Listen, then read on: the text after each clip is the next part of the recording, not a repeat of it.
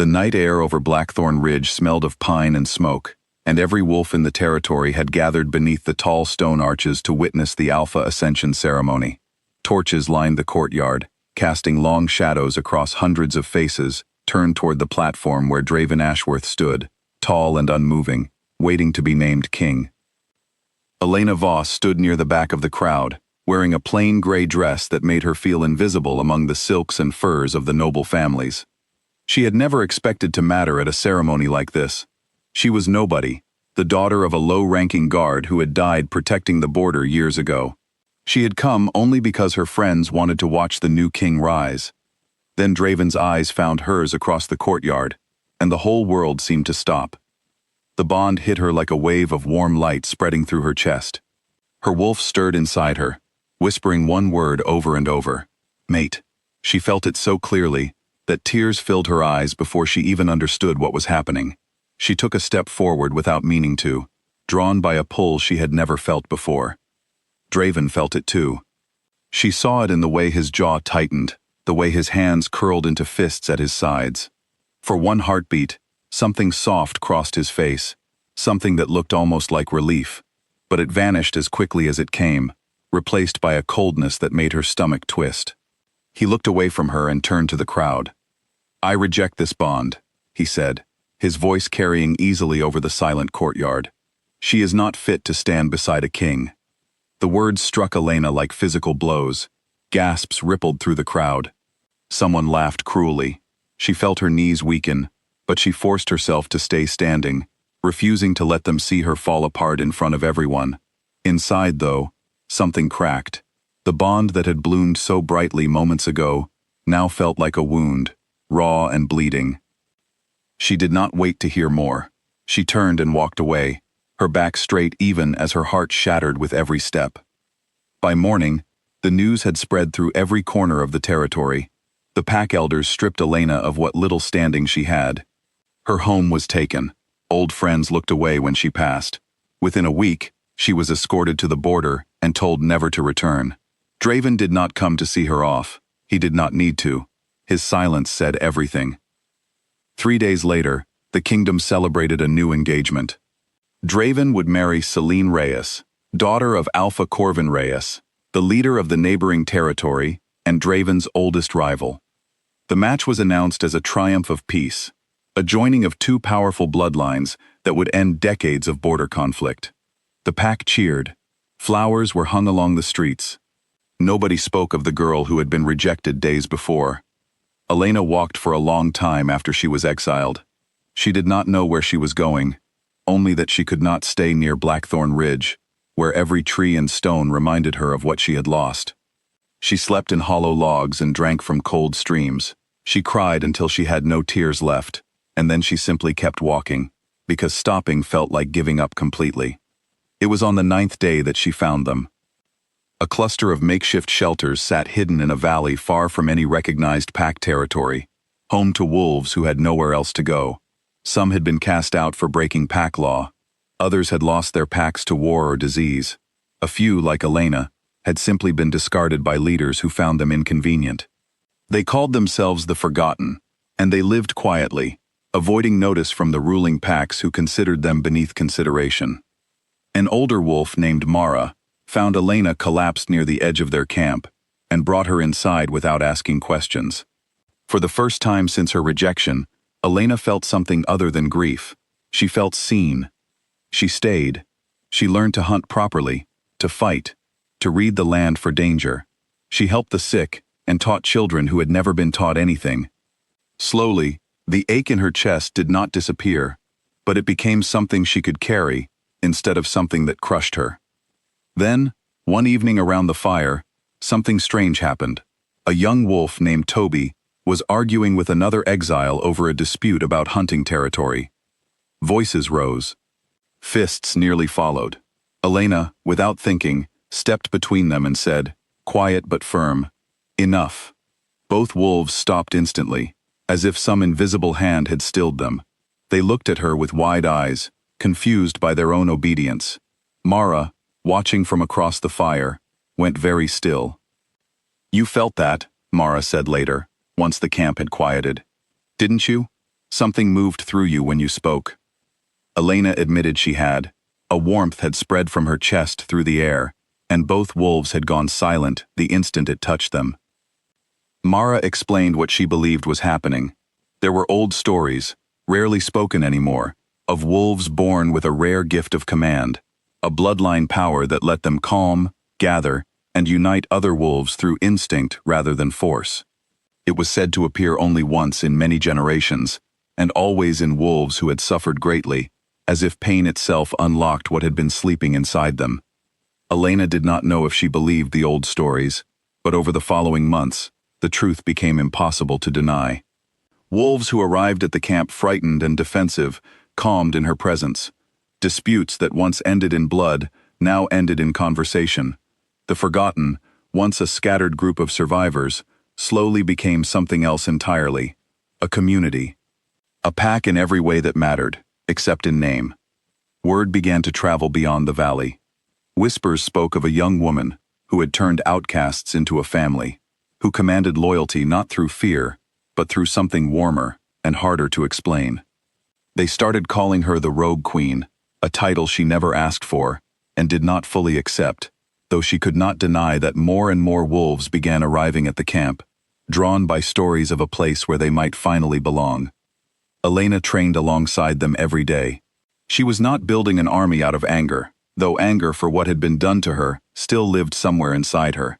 She was building a home, a shield for wolves who had never had one. If that home needed to be strong enough to defend itself, then she would make certain it was. Meanwhile, in Blackthorn Ridge, the kingdom was not as steady as it appeared. Draven and Celine's engagement moved forward exactly as planned, each step measured and proper, each appearance calm and dignified. But there was no warmth between them, and both knew it. Celine, though kind and intelligent, felt more like a colleague than a partner. She spoke to Draven honestly one evening, admitting that she felt nothing when they touched. No pull, no comfort, only obligation. "I know," Draven said quietly, unable to meet her eyes. "I feel it too." Celine studied him for a long moment. "Then why did you choose this?" He did not have a good answer. He told himself it was for peace, for stability, for the good of two territories that had fought each other for generations. But some nights, alone in his chambers, he remembered the warmth that had spread through his chest the moment his eyes met Elena's, and he understood, with a shame he could not outrun, that he had thrown away something rare out of fear rather than wisdom. The border skirmishes that had quieted after the engagement slowly began again, smaller at first, then more frequent. Patrol wolves reported strange movements near the southern valley, groups of unfamiliar wolves moving with purpose and discipline. Advisors grew nervous. Draven grew distracted, haunted by dreams of gray eyes and a bond he had severed with his own words. Alpha Corvin Reyes, watching all of this from behind a calm and cooperative mask, saw opportunity where others saw danger. He had never truly wanted peace. He wanted power, and a hollow marriage between his daughter and a distracted king was simply a slower path to the throne than open conflict, but a path nonetheless.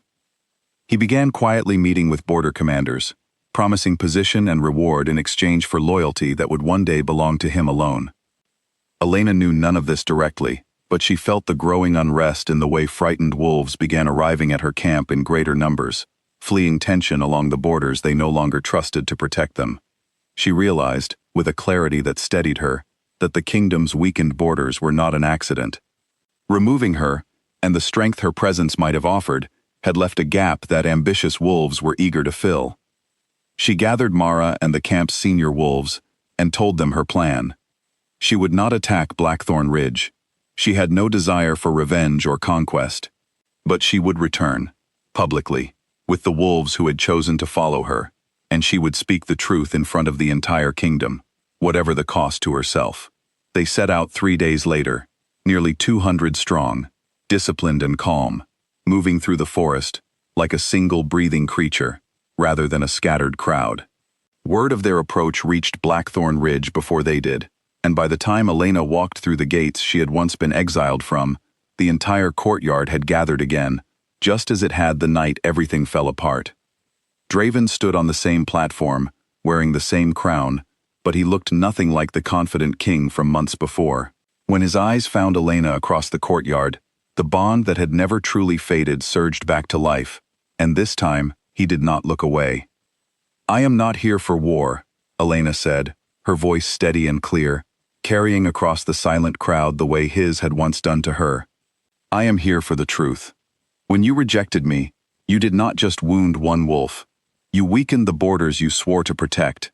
And while you built a marriage on politics, this kingdom grew vulnerable to wolves who never wanted peace at all." Murmurs spread through the crowd.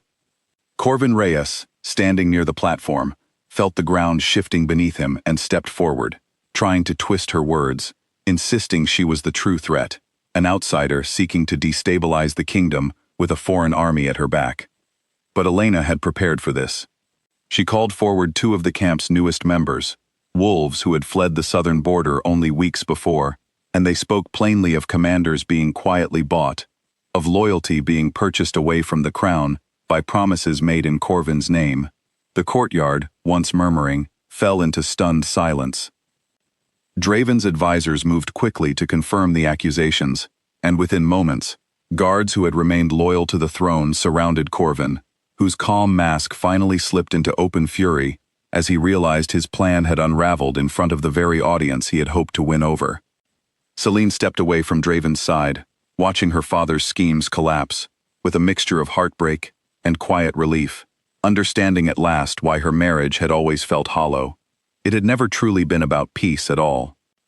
Draven descended from the platform, crossing the courtyard until he stood directly in front of Elena for the first time since the night he had rejected her. The crowd watched, breathless, waiting. "I was afraid," he said, his voice rough with an honesty he had never allowed himself before. "I thought loving you would make me weak in front of wolves who only understand strength through fear. I was wrong. Pushing you away did not make this kingdom stronger. It made it hollow, the same way my engagement did. I do not deserve a second chance, but I am asking for one anyway."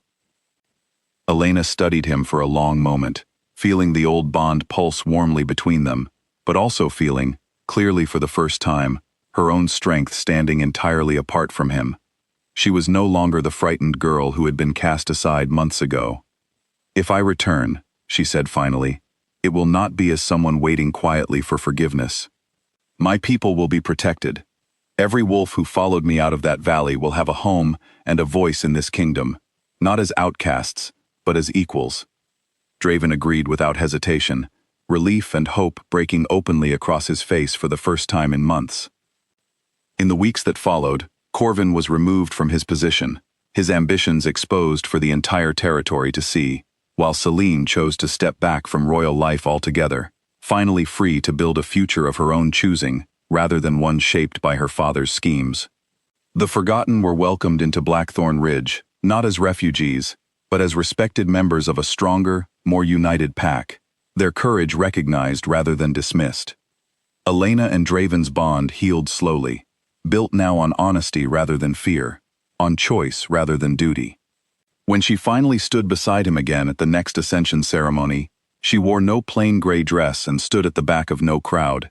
She stood at his side as an equal ruler, a queen who had built her own crown out of exile and loss, rather than waiting quietly to be given one. And when their eyes met that evening, the warmth between them no longer felt like a wound.